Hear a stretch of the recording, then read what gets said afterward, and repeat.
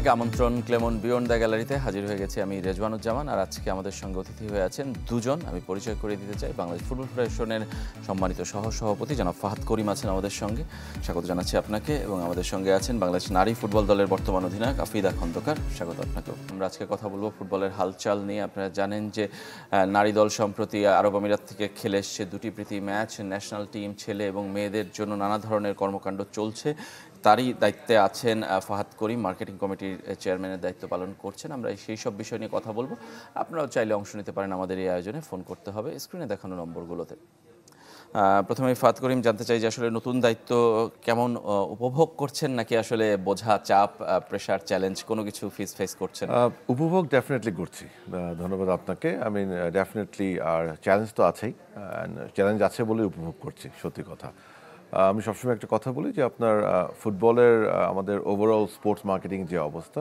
আমরা জানি ক্রিকেট সিংহভাগ নিয়ে নেয় সো ফুটবলের জন্য ওই জন্য কাজ করা for that matter any other sports জন্য কাজ করা সবসময় খুব চ্যালেঞ্জিং বাট আপনি জেনে খুশি হবেন যে আলহামদুলিল্লাহ উই আর প্রোগ্রেসিং আমরা স্টেপ বাই স্টেপ আপনি জানেন যে আমাদের প্রথমবারের মতো কিট স্পন্সর এসছে এরপরে আমরা নারীদের একটা ফিফা ফ্রেন্ডলি অ্যারেঞ্জ করেছি ইনশাল্লাহ মে মাসের শেষে আমরা আরও দুটো ফিফা ফ্রেন্ডলি অ্যারেঞ্জ করার জন্য কাজ করছি আমাদের এগেইন জেনে খুশি হবেন যে আরও বেশ কিছু স্পন্সরশিপ লাইন আপ আসছে সো ইনশাল্লাহ রোজের মধ্যে আমরা আশা করছি আরও একটি কিংবা দুটো স্পন্সরশিপ পার্টনারশিপ ডিল অ্যানাউন্স করব এবং আরেকটা কথা আপনি জানেন যে মার্কেটিংয়ের সাথে সাথে আমি আপনার ওই ডিজিটাল মিডিয়া ম্যানেজমেন্ট কমিটির চেয়ারম্যান এবং আমি আশা করি আপনি আমাদের ফেসবুকে এখন একটি পজিটিভ চেঞ্জ উপলব্ধি করছেন দেখছেন এবং ইন্টারেস্টিংলি আমাদের ফলোয়ারও বাড়ছে in very good rate so overall ভালো আলহামদুলিল্লাহ এনজয় করছি challenging which I like the most but কাজ অনেক করার আছে so that's it looking forward to ইনশাআল্লাহ আমরা নিশ্চয়ই বিস্তারিত প্রত্যেকটা বিষয়ে কথা বলবো তার আগে আফিদার কাছে জানতে চাই যে নতুন বাংলাদেশ নারী দলের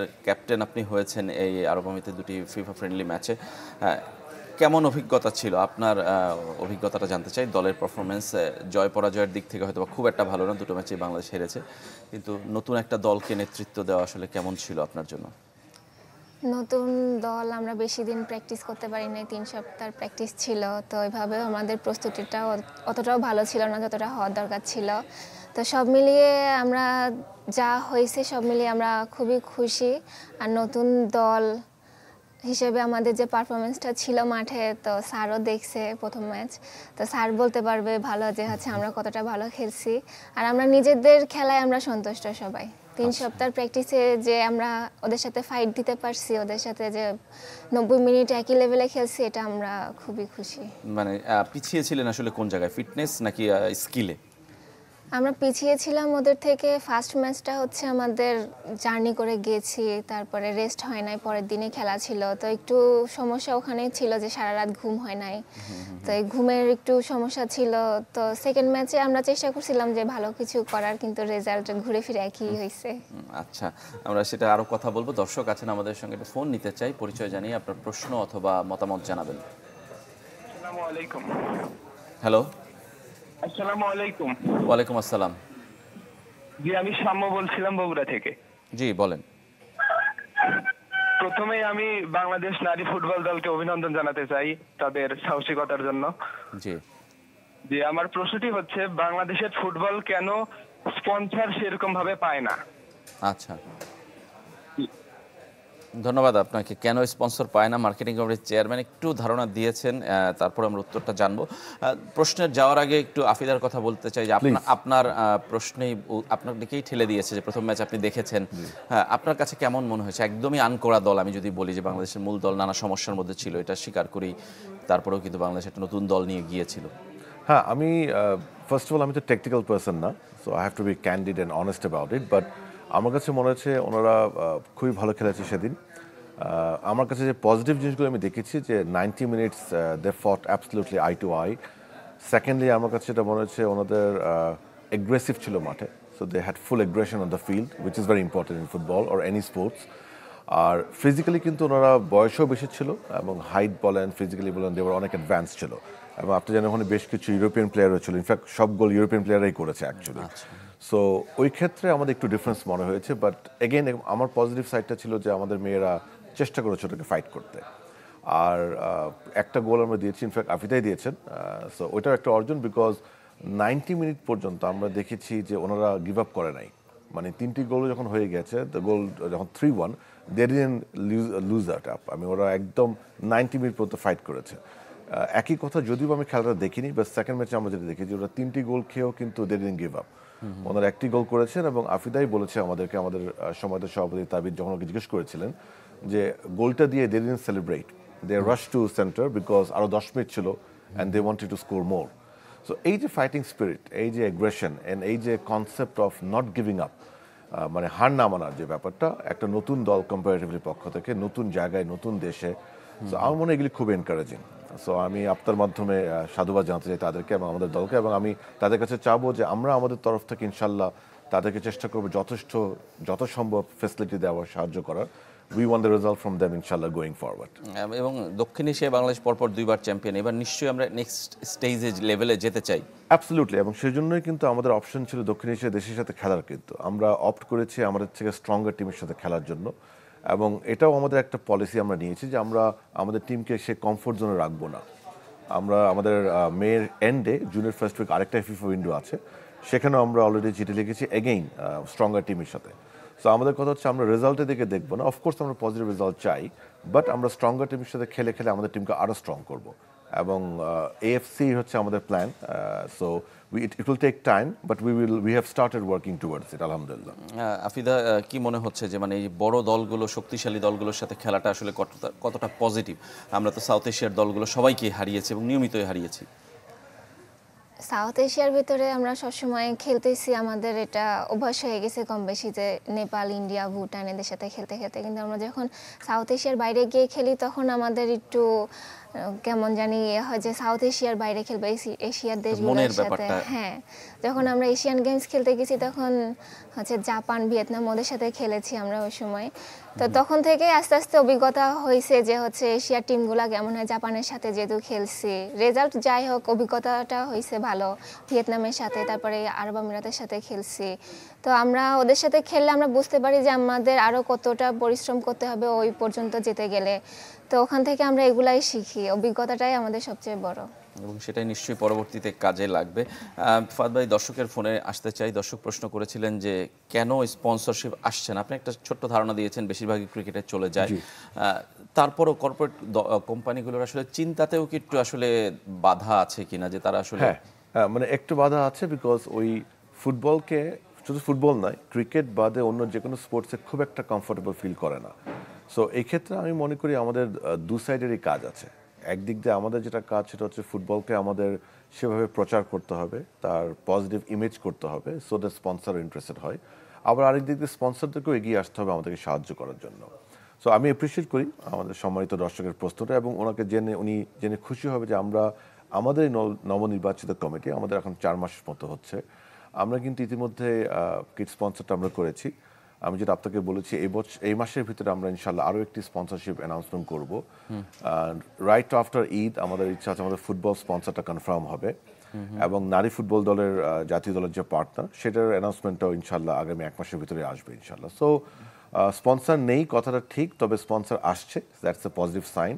এবং আমি বিশ্বাস করি ইনশাআল্লাহ আমাদের এই নতুন কমিটিতে মাধ্যমে আমাদের বেশ কিছু sponsor, it will not be enough, I have to be honest, but এই ট্রেন্ডটা শুরু হবে। একদম যে স্পন্সরের যে একটা খরা ছিল ওই দিন আর নাই ইনশাআল্লাহ। এবং এখন স্পন্সর আসা শুরু করবে, অনেক রকম পার্টনারশিপ, স্পন্সরশিপ দেখবেন, শুধুমাত্র কোম্পানি না, কোম্পানি, কর্পোরেট, আমাদের বন্ধু রাষ্ট্র যারা আছেন, ফিফা, এফসি বলেন, সব জায়গা থেকে আমরা পার্টনারশিপ এবং কোঅপারেশন করার চেষ্টা করছি এবং করবো ইনশাআল্লাহ। ফিরবো আপনার কাছে ফাহাদ করিম, তার আগে দর্শক আছেন, আমরা একটু ফোন নিতে চাই। পরিচয় জানিয়ে আপনার প্রশ্ন অথবা মতামত জানাবেন। আসসালামু আলাইকুম। হ্যালো। আসসালামু আলাইকুম। ওয়ালাইকুম আসসালাম। আমি আফিদার বাবা বলছি। জি, কেমন আছেন ভালো আপনি? আছেন? জি আছি, ভালো আছি। আপনি কেমন আছেন? ইনশাআল্লাহ ভালো। জি বলেন, আলহামদুলিল্লাহ। মেয়েকে কিছু বলবেন? না, মেয়েকে না, ফাহাদ করিম স্যারকে কিছু বলি প্লিজ। শুনছেন তিনি, বলেন। জি, ফাহাদ করিম স্যারকে আমি বলতে চাচ্ছি যে ওনাদের যে বর্তমান যে কমিটি আছে সেটা কমিটিটা অত্যন্ত ভালো, তারা খুব এগিয়ে যাচ্ছে। আর মেয়েদের ফুটবলটাকে কিভাবে আরো এগিয়ে নিয়ে যাওয়া যায় সেটা স্যারের কাছে আমার প্রশ্ন। আচ্ছা, আমার প্রশ্ন আপনার কাছে যে আপনি কি আফিদাকে প্রথমে খেলতে দিতে চাইতেন? মানে অনেকেই চাইতেন, অনেক মেয়ের বাবাই। জি, না, আমি সবসময় পজিটিভ যে আমার সন্তানদেরকে আমি খেলা শেখাবো, এটা আমার সবসময় পজিটিভ আমি। আচ্ছা, মানে আপনার আফিদা কি সেই পর্যায়ে পর্যন্ত গিয়েছে আপনার কি মনে হয়? আফিদাও বলতে হ্যাঁ, পারে। গিয়েছে ইনশাল্লাহ ইনশাল্লাহ। আফিদা বাবার জন্য কিছু বলবেন কিনা? বাবা যেটা চাইছে সবসময় সেটাই করার চেষ্টা করতেছি। ফুটবলারই হতে চেয়েছিল? বাবা চেয়েছিল ফুটবলার বানাবো, এই জন্য ফুটবলেই আছি, ফুটবল খেলতেছি। বাবা যেটা বলতেছে সেটাই করার চেষ্টা করতেছি। আচ্ছা, বাবার পথ অনুসরণ করছেন কিংবা বাবার কথা অনুসরণ করছেন। ধন্যবাদ আপনাকে আমাদেরকে ফোন দেওয়ার জন্য। আফিদা এবং আপনার পরিবারের জন্য আমাদের অভিনন্দন এবং শুভকামনা। আফিদার মতো একজন ফুটবলার আমরা পেয়েছি। ফাহাদ করিম, যেটা আফিদা আর বাবাও বলছিলেন যে আপনাদের কমিটিকে অভিনন্দন। এই যে আপনি চেঞ্জেসগুলো বলছেন, সেটার মূল দায়িত্ব তো আসলে ফুটবলারদের। ফুটবলাররা যদি মাঠে পারফর্ম করে তাহলেই আসলে এই চেঞ্জগুলো অনেক ভিজিবল হবে। আমরা সাম্প্রতিক সময়ে দেখছি যে বাংলাদেশের ফুটবলে যে পজিটিভ ইম্প্যাক্ট আপনি বলছিলেন, সেটার বড় একটা কারণ হামজা চৌধুরীর আগমন কিংবা তার আসছে সেই আগমন বার্তাটাই আসলে। এটার আপনি কি আসলে ফিল করেন কিনা যখন ফুটবলটাকে বিক্রি করতে যান কিংবা বিপণন করতে যান? ডেফিনেটলি আমি এটা আগেও বলেছি যে হামজা চৌধুরীর ইনক্লুশনে আমাদের বেশ কিছু পজিটিভ ইম্প্যাক্ট হয়েছে। প্রথম যেটা আমার অত্যন্ত গুরুত্বপূর্ণ, আপনি যে কথাটা বলেন ফুটবলারের ব্যাপারে, যে এর মাধ্যমে আমাদের অনেক এক্সপ্যাট বাংলাদেশি অরিজিন ফুটবলার যারা আছে, যারা এর আগে হয়তো ইন্টারেস্ট দেখায় নাই, তারা কিন্তু এখন বাংলাদেশের জন্য খেলার জন্য দে আর ইন্টারেস্টেড। তারা, আপনি জেনে খুশি হবেন, জুন মাসে আমি নিজে এটা অর্গানাইজ করছি। প্রায় 14 এক্সপ্যাট বাংলাদেশি অরিজিন প্লেয়াররা আসছেন বাংলাদেশের ট্রায়ালের জন্য, 14 জন ইনশাল্লাহ এই জুন মাসে। আচ্ছা। এবং ইতিমধ্যে আপনি জানেন Fahmidul is already in our squad. আরও একজনের বাংলাদেশের পাসপোর্ট হয়ে গিয়েছে এবং আমাদের নেক্সট ইয়ার অলিম্পিক কোয়ালিফায়ার আছে আন্ডার 23 মেন্স। সেখানে আমাদের বিশ্বাস যে অ্যাটলিস্ট 4 থেকে 5 জন কিন্তু এক্সপায়ার বাংলাদেশি প্লেয়ার থাকবে ওই টিমটাতে, যাদেরকে আমরা ট্রায়ালের সুযোগ দেবো। যে আমাদের 2 জন অলরেডি এসে গিয়েছে, আরও 3 জন নিয়ে আমরা কাজ করছি। I think it will be more than that. তো ন্যূনতম 4 থেকে 5 জন কিন্তু আমাদের আন্ডার 23 স্কোয়াডে আপনারা দেখবেন। This is number 1। নাম্বার 2, আপনি জেনে খুশি হবেন যে হামজার এই ইনক্লুশনে আমাদের নারী ফুটবলারও ইন্টারেস্ট দেখিয়েছে এক্সপ্যাট কমিটি থেকে, এবং 3 জন প্লেয়ারের সাথে আমি যোগাযোগ করার চেষ্টা করেছি। তার মধ্যে একজন সুইডেন এবং একজন ইউকের সাথে আমি সাকসেসফুলি কন্ট্যাক্ট হয়েছে আমাদের। একজন এই বছর শেষে আসার প্ল্যান করছে এবং আরেকজন হয়তো বা আপনারা দেখবেন আমাদের সাফ আন্ডার 20 কিংবা সাফ আন্ডার 17 স্কোয়াডে খেলবেন। সো এটা একটা, আমি মনে করি, একটা অত্যন্ত বড় অর্জন। দ্বিতীয়ত, স্পন্সরশিপেও ডেফিনেটলি এটা হেল্প করেছে। হামজার ইনক্লুশনে আমরা অনেক জায়গা থেকে পজিটিভ ফিডব্যাক পেয়েছি এবং আমরা দীর্ঘদিন ধরে চেষ্টা করছিলাম। আমাদের জানা যায় আমাদের মেন্স জাতীয় দলে কিন্তু স্পন্সর ছিল না, আমাদের নারী জাতীয় দল ছিল।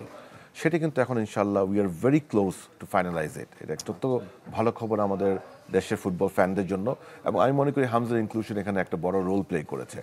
আর আমি আফিদার বাবা আঙ্কেলের জন্য একটু বলতে চাই যে প্রথমে ওনাকে ধন্যবাদ দিতে চাই, উনি এবং ওনার পরিবারকে, যে এরকম একটা সুকন্যা আমাদের দলের দেশের জন্য দিয়েছেন। আমরা গর্বিত। ওমেন ফুটবল নিয়ে আমাদের অনেক প্ল্যান আছে, আমরা কাজ করছি। আমরা বিশ্বাস করি যে ইনশাল্লাহ নারীদের পাশে আমরা থাকবো এবং আমাদের মেয়েরাও আমাদেরকে সে রেজাল্ট কন্টিনিউ করবে ইনশাল্লাহ। আমরা ফিরবো একটা ছোট্ট বিরতির পর আপনাদের কাছে, এবং হামজাকে বরণ করে নিতে বাংলাদেশের প্ল্যানটা কি, ফুটবল ফেডারেশনের প্ল্যান কি, আমরা সেটা জানতে চাই, দর্শকদেরকেও জানাতে চাই। একটা ছোট্ট বিরতির পর ক্লেমন বিয়ন্ড দ্য গ্যালারিতে সঙ্গেই থাকবেন। বিরতির পর আবারও ফিরে এলাম ক্লেমন বিয়ন্ড দ্য গ্যালারিতে। আমরা কথা বলছিলাম ফুটবলের হালচাল নিয়ে। আমাদের সঙ্গে আছেন ফুটবল ফেডারেশনের সহ সভাপতি ফাহাদ করিম এবং আছেন বাংলাদেশ জাতীয় নারী ফুটবল দলের বর্তমানে অধিনায়ক আফিদা খন্দকার। আপনাদের দুজনকে আবারও স্বাগত। এবং বিরতির আগে আমরা কথা বলছিলাম হামজাকে নিয়ে ফিরবো ফাহাদ করিম আপনার কাছে, কিন্তু আফিদার কাছে একটু জানতে চাই যে ফুটবল নিয়ে মানে আপনি যখন শুরু করেছিলেন কিংবা আপনাদের সাতক্ষীরায় যখন শুরু করেছিলেন, তার চেয়ে এখন এই 2025 সালে এসে পরিবর্তনটা ফিল করেন কিনা মেয়েদের মধ্যে কিংবা ফ্যামিলির মধ্যে আপনার জেলাতে? আগে যখন খেলা শুরু করি তখন অনেকে অনেক খারাপ কথা বলতো, কটু কথা বলতো, যে বাবাকে বলতো, মাকে বলতো যে মেয়েকে খেলা শেখায় না, পড়াশোনার দিকে দাও। আমার পরিবারেরই বেশিরভাগ সবাই বলছে, কিন্তু এখন তারা এসে অনেক গর্ব করে বলে যে তুমি আমাদের গর্ব। তারপরে আগে খেলতে দিত না মেয়েদেরকে সাতক্ষীরার দিকে, তো যখনই মেয়েরা প্র্যাকটিস করতো মাঠে অনেকেই এসে আটকায় রাখতো যে ওরা এখানে কেন খেলতেছে, ওদেরকে বাসায় যাইতে দিব না। পরে বাবা কী করতো, আমাদের থানায় যে ওসি স্যার ছিল ওনাকে ফোন দিত, পরে উনি এসে আমাদেরকে বাসায় পৌঁছে দিয়ে যাইতো। তো আগে ওরকম হতো। এখন বাবা মারা নিজে থেকেই মাঠে বসে থাকে, মেয়েরা ফুটবল খেলে। এখন এরকম দিন চলে আসতেছে মানে সাতক্ষীরাতেই অনেকের গার্ডিয়ান এসে মাঠে বসে থাকে যে তার ছেলে মেয়ে কীভাবে প্র্যাকটিস করতেছে, কীভাবে খেলতেছে, এটা দেখার জন্য। আর আগে তো মাঠেই আসতে দিত না, একদিন মাঠে আসলে পরে 10 দিন আর আসতে দিত না। এরকম একটা সিচুয়েশন ছিল, আর এখন আস্তে আস্তে সব পজিটিভ। মানে একটা বিরাট পজিটিভ চেঞ্জ এসেছে মেয়েদের ফুটবলে ফাদ। Huge, great. অবশ্যই হিউজ রেভলিউশন। এবং যদি আমরা হামজার কথা বলছি, বাংলাদেশের ছেলেদের ফুটবলেও আমার ধারণা যে একটা হিউজ রেভলিউশন আসবে। এবং ফুটবল এখনো বাংলাদেশের ওয়ান অফ দ্য কি আমার মনে হয় যে সবচেয়ে পপুলার গেমের একটা, মোস্ট পপুলার, কোনো সন্দেহ নেই। আসলে ওয়ার্ল্ড কাপ আসলে সেটার আমরা ফিলটা আসলে আরো বেশি বুঝতে পারি। বাংলাদেশের সাকসেস আসলে হয়তো বা সেটা ন্যাশনাল টিমের প্রতিও আসলে সেটা চলে আসবে।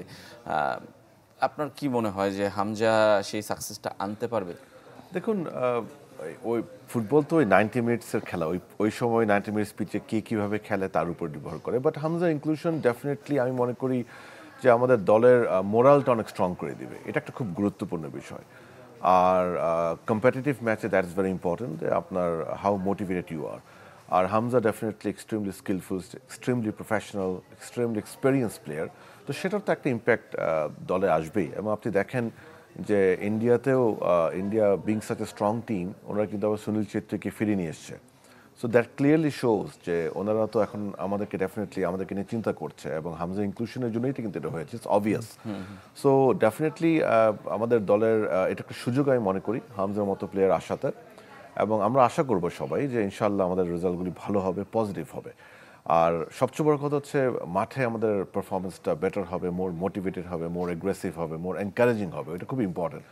ডেফিনেটলি ফুটবল রেজাল্টের খেলা, আমরা সবাই ভালো রেজাল্ট চাই, বাট তার আগে আমি ভালো খেলাটাও চাই। এবং ইনশাল্লাহ ভালো খেলে যদি আমার ভালো রেজাল্টটা আসে, that would be the most expected terms. আর কেমন আর হামজাকে বরণ করতে আমাদের সময় খুবই কম, মানে সেই বিচারে আসলে কি উদ্যোগ পরিকল্পনা আছে, সেটা কি ফাইনাল হয়েছে কি না, এখন এটা আসলে চূড়ান্ত হয়নি, বিকজ আপনি যেটা বলেছেন সময়টা খুব কম। এবং ওটার একটা মানে সিগনিফিকেন্ট পার্ট উনি কিন্তু ওনার হবিগঞ্জে প্রাইভেটলি থাকবেন with his family members. So এই সফরটাতে আমাদের খুব একটা বেশি কিছু করার সুযোগ নেই, সত্যি কথা। যদিও বা ফাইনাল হয়নি এখন, আমরা এখনো কাজ করছি এটা নিয়ে, বাট আগামীতে ডেফিনেটলি আমরা কিছু চিন্তা করব। বাট ওনার ওভারঅল ওনাদের যে উনি এবং ওনার ফ্যামিলির যে ইস্যুসগুলো ছিল, যে কনসার্নগুলো ছিল, আমি মনে করি those are all addressed. So আলহামদুলিল্লাহ খুব স্মুথলি হচ্ছে সব কিছু।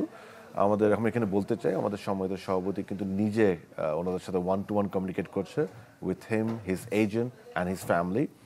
এবং এখন পর্যন্ত আলহামদুলিল্লাহ everything is on track, and we are looking forward ওনাকে ইনশাআল্লাহ আপনার 17th ওয়েলকাম করার জন্য ইনশাআল্লাহ। অবশ্যই সেটা আমরা অপেক্ষা রয়েছি। কিন্তু হামজাকে এক্সট্রা কি কি সুবিধা দিতে হচ্ছে সেটা কি কিছু বলা যায় আমাদের? না না না, আসলে দে আর প্রফেশনাল।